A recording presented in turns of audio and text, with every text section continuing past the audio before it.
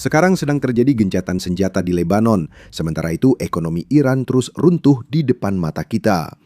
Iran meminta kapal membayar denda $2 juta untuk melintasi Selat Hormuz. Tapi sekarang kapal-kapal menolak untuk membayarnya dan rezim Iran tidak punya cara lain untuk mendapatkan pendapatan sementara blokade Amerika Serikat masih berlangsung. Situasi ekonomi di dalam negeri semakin memburuk sehingga konflik internal sedang memanas di pucuk pimpinan. Jadi mari kita bahas semua itu, dimulai tentu saja dengan gencatan senjata di Lebanon. Berikut adalah pernyataan yang dikeluarkan Presiden Trump pagi ini. Saya baru saja melakukan percakapan yang sangat baik dengan Presiden Lebanon yang sangat dihormati dan Perdana Menteri Israel. Kedua pemimpin sepakat memulai gencatan senjata resmi selama 10 hari mulai pukul 5 sore waktu timur demi perdamaian negara mereka. Pada hari Selasa, kedua negara ini bertemu untuk pertama kalinya dalam 34 tahun di sini di Washington DC. Saya telah menginstruksikan Wakil Presiden J.D. Vance, Menteri Luar Negeri Rubio, dan Ketua Kepala Staf Gabungan Raising Cane untuk bekerja sama dengan Israel dan Lebanon demi perdamaian abadi. Menariknya, seorang militer seperti Jenderal Raising Cane terlibat dalam negosiasi perdamaian, memberi kita banyak informasi. Kami juga mengirim Laksamana Cooper, Komandan Komando Pusat ke Pakistan untuk mewakili AS Serikat dalam negosiasi selama pertemuan baru-baru ini sebagai bagian dari delegasi yang merundingkan semua detail.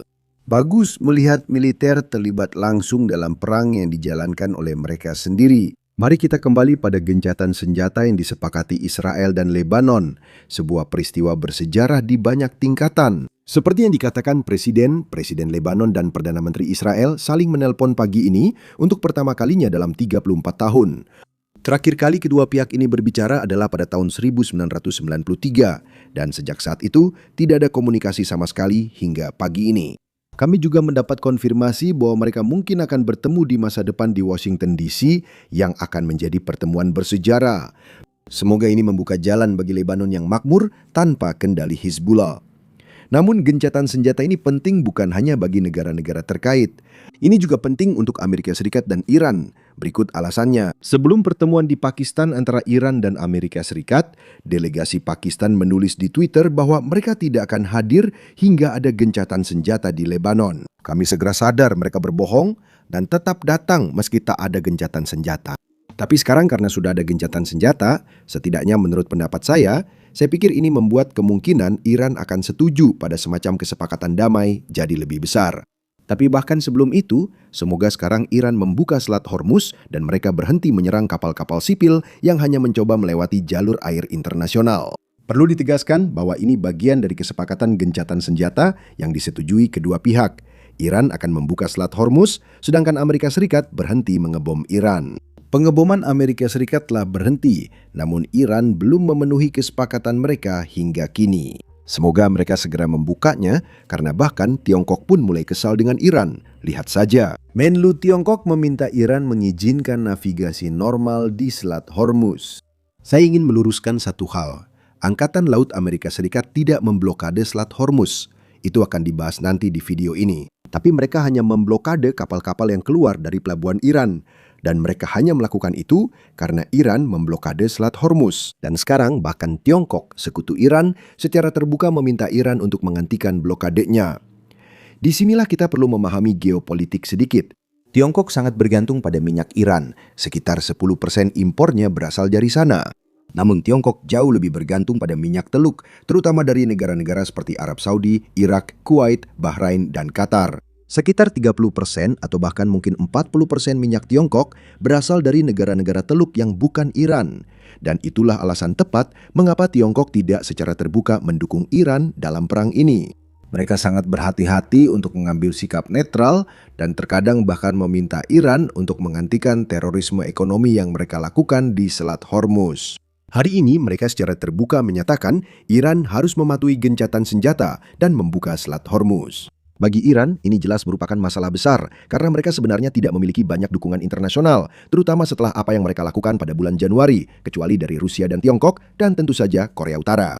Jika Tiongkok perlahan meninggalkan Iran, rezim itu tak punya banyak harapan. Kabar baiknya, situasi ini justru membuat Iran lebih mungkin menerima kesepakatan damai karena sekutu-sekutunya mulai satu persatu meninggalkan mereka. Dan ini adalah sesuatu yang diisyaratkan oleh Trump dalam konferensi pers yang baru saja diadakan pagi ini. Silakan dengarkan. Apakah Anda mempertimbangkan untuk memperpanjang gencatan senjata dengan Iran? Dengan siapa? Dengan Iran. Semuanya berjalan sangat baik, bisa saya katakan. Mungkin itu akan terjadi sebelum itu. Saya tidak yakin itu perlu dilakukan.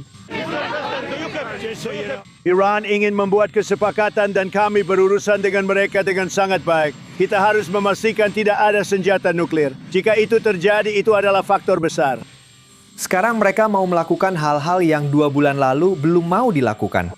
Sekarang, satu hal yang disebutkan oleh Trump adalah Iran sekarang bersedia melakukan sesuatu yang sebelumnya tidak bersedia mereka lakukan. Itu bisa berarti Iran setuju menyerahkan uranium yang sudah diperkaya di fasilitas nuklir mereka yang berada di bawah tanah karena pernah dibom.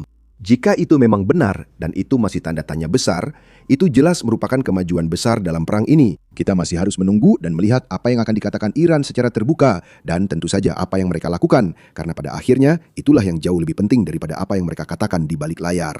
Tapi tetap saja, jika ini benar-benar hal yang sangat-sangat besar. Namun, Presiden Trump juga mengkonfirmasi putaran negosiasi berikutnya mungkin terjadi akhir pekan ini. Silakan dengarkan. Ini adalah putaran negosiasi langsung terbaru mengenai perang di Iran. Mereka semua batal. Maksud saya, ini bukan soal Iran. Semuanya begitu. Mungkin saja akhir pekan ini. Blokade itu luar biasa. Blokade itu berhasil. Mereka tidak bisa berbisnis. Mereka tidak bisa melakukan bisnis karena blokade itu. Jadi tanpa angkatan laut, udara, atau perlengkapan anti pesawat, mereka benar-benar tidak punya apa-apa. Semuanya telah hilang termasuk pemimpin lama. Kini mereka punya pemimpin baru yang bagi kami sangat masuk akal. Sekarang mari kita bahas mengapa Iran tiba-tiba sangat ingin segera bernegosiasi. Hal ini terkait dengan blokade. Iran sudah kesulitan ekonomi dan blokade memperburuk keadaan. Ekonomi yang hancur akibat perang jadi alasan mendesak untuk bernegosiasi. Menurut media Iran, biaya untuk membangun kembali negara itu akan mencapai sekitar 270 miliar dolar. Tentu itu hanya perkiraan. Perang masih berlangsung, jadi angka pastinya belum diketahui sampai semuanya benar-benar tenang. Kita sudah memiliki kesepakatan damai. Namun demikian, ini adalah angka yang sangat besar, terutama untuk negara seperti Iran. Dan yang membuat situasi ini semakin buruk bukan hanya kerusakannya, tetapi juga waktu terjadinya kerusakan tersebut. Lihat, protes besar-besaran yang terjadi di Iran beberapa bulan lalu sebenarnya dimulai sebagai protes ekonomi. Orang-orang sedang menderita. Perekonomian tidak berpihak pada sebagian besar rakyat Iran. Dan itulah sebabnya jutaan orang Iran turun ke jalan di berbagai kota yang berbeda. Sekarang kerusakan fisik akibat perang semakin menambah krisis ekonomi yang sudah terjadi itu. Inilah alasan kemarin kami membahas bahwa Bank Sentral Iran kini secara terbuka memperingatkan pemerintah Iran bahwa tanpa pelonggaran sanksi, pemulihan ekonomi tidak mungkin terjadi. Iran tak akan bangkit dari ini. Mereka benar-benar akan hancur. Saya bahkan tak tahu apa yang terjadi saat sebuah negara kolaps secara ekonomi. Ini bisa seperti Uni Soviet 2.0 atau bahkan lebih buruk. Semua salah kelola yang dilakukan pemerintah terkait masalah air di Teheran, salah kelola pendapatan minyak yang masuk ke negara, dan tentu saja investasi miliaran pada pihak asing seperti Hizbullah, Houthi, dan Hamas. Nah, semua itu sekarang berbalik menyerang mereka, dan blokade hanya membuat situasinya semakin buruk.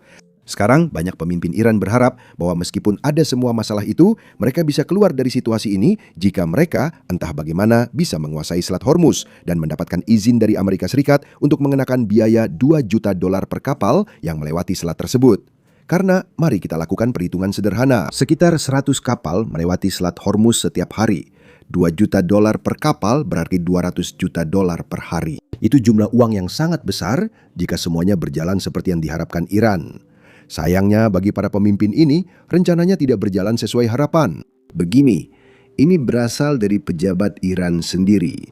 Mereka panik karena sejauh ini 60 kapal telah menerima izin dari lembaga Iran yang dibentuk untuk memungut biaya tol. Dan lembaga ini telah mengirimkan 8 permintaan pembayaran untuk 8 kapal yang melewati Selat Hormuz dan berjanji bahwa mereka akan membayar di masa depan. Namun permintaan pembayaran tersebut sejauh ini belum dibayar. Mereka belum mengumpulkan $1 pun. dan hal ini telah memicu kekhawatiran di tingkat tertinggi kepemimpinan Iran. Mereka sedang membahas pencopotan penanggung jawab dan pengalihan pengawasan lembaga ini ke Presiden Iran. Anda mungkin bertanya, mengapa Iran membiarkan kapal-kapal ini lewat tanpa pembayaran dulu? Saya rasa itu dasar bisnis, sudah dipelajari di sekolah menengah. Namun Anda perlu melihatnya dari sudut pandang Iran. Banyak dari kapal-kapal yang setuju untuk membayar di masa depan ini adalah kapal-kapal Tiongkok. Tiongkok menyediakan senjata dan tentu saja dukungan ekonomi untuk ekonomi Iran. Iran memang tidak punya kekuatan atau kemauan diplomatik untuk menembak kapal Tiongkok. Jika Iran melakukan itu, mereka akan jadi negara paling terisolasi di dunia dan membuat marah Barat serta Timur. Itulah alasan mereka tidak pernah melakukannya. Mereka berharap kapal-kapal akan membayar, tapi orang-orang sangat mencintai uang. Tak ada yang mau bayar 2 juta dolar hanya karena Iran mengklaim bahwa mereka mengendalikan jalur air internasional. Akhirnya kapal-kapal itu pun tidak membayar lagi. Bagi Iran, ini tentu bukan kabar baik. Namun mari kita fokus pada negosiasi. Pagi ini Presiden Trump menyatakan di konferensi pers bahwa ia bersedia ke Islamabad untuk merampungkan kesepakatan dengan Iran. Jika kita benar-benar mendapat konfirmasi bahwa dia akan pergi ke Pakistan, saya rasa kita bisa dengan sangat yakin berasumsi bahwa ada kesepakatan yang pada dasarnya telah disetujui secara prinsip. Yang tersisa hanya penandatanganan, sebab Presiden Amerika Serikat tak akan pergi ke seberang dunia jika masih ada negosiasi. Namun demikian, pesan yang disampaikan Trump hari ini hanya berarti bahwa dia terbuka untuk itu, bukan berarti dia akan melakukannya akhir pekan ini. Jadi kecil kemungkinan kita akan melihat semacam kesepakatan akhir pekan ini. Semoga pesan ini memang menandakan kesepakatan semakin dekat. Itu pertanyaan yang bagus. Sementara pihak Iran sedang berbicara, pihak Amerika sedang bersiap-siap. Masih ada ribuan pasukan tambahan Amerika Serikat yang menuju ke wilayah tersebut. Setiap hari, pesawat angkut dan pesawat tanker mendarat di Timur Tengah, menandakan Presiden Trump punya banyak opsi. Jika Iran tidak sungguh-sungguh membuat kesepakatan dengan itikat baik, kawasan ini bisa kembali berperang. Apa itu kesepakatan dengan itikat baik? Ini hal penting yang perlu diperhatikan. Kesepakatan dengan itikat baik berarti Iran paham mereka tidak akan punya senjata nuklir, tidak boleh mempertahankan kemampuan memperkaya uranium, dan harus menghilangkan uranium yang sudah diperkaya di bawah tanah. Setelah operasi Midnight Hammer dari negara mereka, jika mereka bisa membuat kesepakatan di meja perundingan, kemungkinan mereka bisa meraih kesepakatan. Namun, ada isu lain yang dibahas, seperti program rudal balistik dan dukungan mereka terhadap proksi regional seperti Hamas, Houthi, dan Hizbullah. Intinya begini. Sekarang saya ingin membahas konferensi pers Pentagon pagi ini karena banyak detail menarik terungkap di sana.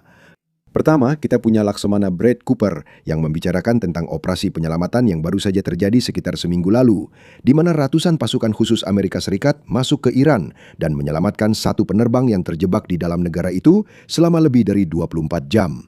Nah, silakan dengarkan. Saya bertemu dengan beberapa tim yang membantu membawa pulang penerbang F-15 kita dengan selamat dari Iran dan mendengar langsung kisah-kisah mereka. Benar-benar pahlawan. Saya bersama pasukan kita yang memakai taktik dan teknologi terbaru untuk pertama kalinya dalam perang. Saya tak bisa membahas rinciannya, tapi mereka sedang membuka jalan baru. Sangat menginspirasi. Bersama-sama, 4 angkatan udara terbaik di dunia, Angkatan Udara Israel, Angkatan Udara Amerika Serikat, serta Angkatan Udara Angkatan Laut dan Korps Marinir Amerika Serikat, berulang kali memenuhi dan melampaui tujuan militer kita sendiri. Dan terakhir, kita punya General Racing King, yang pada dasarnya memberikan penjelasan langkah demi langkah tentang bagaimana Amerika Serikat melaksanakan blokade ini. Berapa banyak kapal perang yang terlibat, bagaimana mereka berkomunikasi dengan kapal-kapal yang Anda tahu mencoba menembus blokade, dan bagaimana mereka memastikan bahwa sejauh ini tidak ada satupun kapal yang berhasil melewati blokade Amerika Serikat yang dipasang tepat di luar Teluk Oman. Blokade ini sebenarnya dipasang di Samudra Hindia menurut saya. Coba lihat, dia punya grafik, peta, dan semuanya. Pertama, ke grafiknya. Ini diambil sebelum blokade dimulai. Utara ada di atas. Kamu bisa melihat garis blokade di sini di tengah grafik yang ditandai dengan garis putus-putus merah. Peta ini adalah cuplikan dari gambaran operasional bersama yang kami gunakan untuk memungkinkan para komandan dan pemimpin utama melihat apa yang terjadi hampir secara waktu nyata. Kami baru saja mengambil tangkapan layar untuk menyoroti tindakan dan aktivitasnya. Yang tidak ditampilkan adalah betapa padatnya area ini dan kerja luar biasa yang dilakukan para pelaut kita untuk memastikan mereka bisa bekerja di dalam dan sekitar perairan yang sangat sibuk.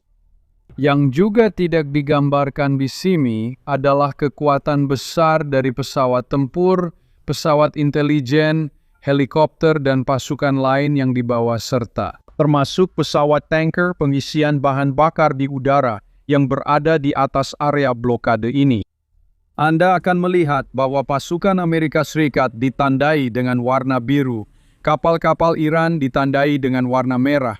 Dan saat kami memulai blokade ini, ada 7 kapal yang menjadi perhatian Komando Pusat Amerika Serikat. Melalui berbagai alat intelijen dan dengan bantuan Kantor Intelijen Angkatan Laut serta badan intelijen lainnya, pasukan mulai mencari calon kapal yang akan diintersepsi pada pukul 10 pagi waktu standar timur. Slide berikutnya silahkan. Sekarang pukul 12.40, waktu musim panas timur. 2 jam 40 menit sejak blokade dimulai, saat para pelanggar blokade mencoba menerobos garis. Pasukan AS mulai dikerahkan. Di depan mereka terdapat berbagai aset intelijen, pengawasan, pengintaian, dan taktis. Dan segera, para pelanggar ini mulai melihat, merasakan, dan menyadari kekuatan tempur Amerika yang semakin menekan mereka. Kapal utama biasanya sebuah kapal perusak seperti yang digambarkan di sini, bersama dengan kekuatan udara dari kelompok tempur USS Abraham Lincoln, mulai bergerak menuju kapal-kapal tersebut. Pada setiap titik, Angkatan Laut Amerika Serikat akan mengirimkan peringatan. Seorang pelaut muda biasanya berada di anjungan salah satu kapal perusak itu. Seorang perwira junior mengambil mikrofon itu dan mengirimkan pesan, dan saya kutip, "Jangan mencoba menembus blokade." Kapal-kapal yang melintas menuju atau dari pelabuhan Iran akan dinaiki untuk tindakan interdiksi dan penyitaan. Putar balik atau bersiaplah agar kapal Anda dinaiki. Jika Anda tidak mematuhi blokade ini, kami akan menggunakan kekuatan.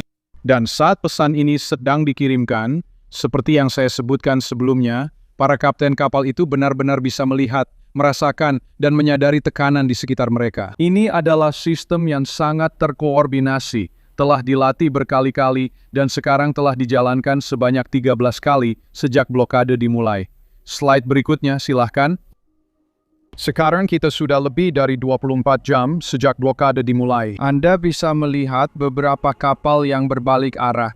12 di antaranya tetap berada di dalam garis blokade. Satu kapal yang tidak terlihat di sisi timur sudah berbalik arah bahkan sebelum mencoba masuk. Setiap kapal yang mencoba menembus blokade akan membuat para pelaut kami menjalankan taktik yang sudah direncanakan untuk menghadang kapal tersebut. Jika perlu, naik ke kapal itu dan mengambil alih. Dan itu termasuk serangkaian opsi eskalasi penggunaan kekuatan yang bisa mencakup tembakan peringatan dan lainnya. Slide berikutnya. Grafik terakhir menunjukkan gambar yang diambil pada pukul 23.20 malam tanggal 14 April. Anda bisa melihat bahwa kapten dari semua kapal ini telah mengambil keputusan bijak untuk tidak bergerak, melintas, atau mencoba menerobos blokade ini. Seperti yang sudah saya sebutkan, 13 kapal telah memutuskan untuk berbalik arah. Dan saat kami terus mempertahankan blokade ini atas perintah sekretaris dan presiden, setiap kapal yang tidak mematuhi instruksi kami akan ditangani sesuai dengan ketentuan. Sampai pagi ini, Komando Pusat Amerika Serikat belum diharuskan untuk menaiki kapal tertentu. Dan saya ingatkan bahwa kami juga melakukan tindakan dan aktivitas interdiksi maritim serupa di wilayah Pasifik terhadap kapal-kapal yang meninggalkan area tersebut sebelum kami memulai blokade.